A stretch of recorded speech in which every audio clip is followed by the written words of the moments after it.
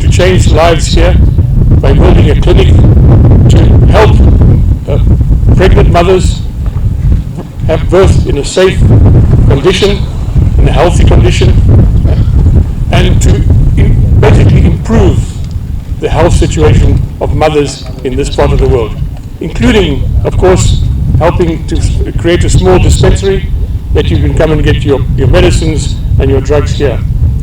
The M-Pesa Foundation is investing nearly 339 million Kenyan shillings in constructing 5 maternity facilities around. You've heard it from the CS here, that what we will be building here in the next few months.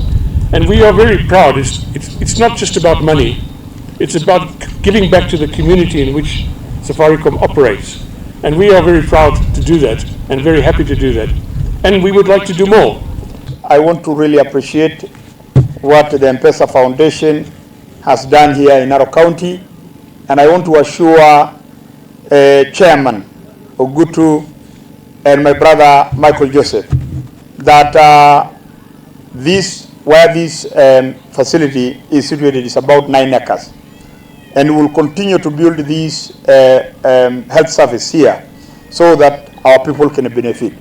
I was asked, and I want to state it here, that because we are building this facility here without the staff houses, the Narok County government will build staff houses here so that it will enable the workers to work effectively without traveling to the small towns that we have here.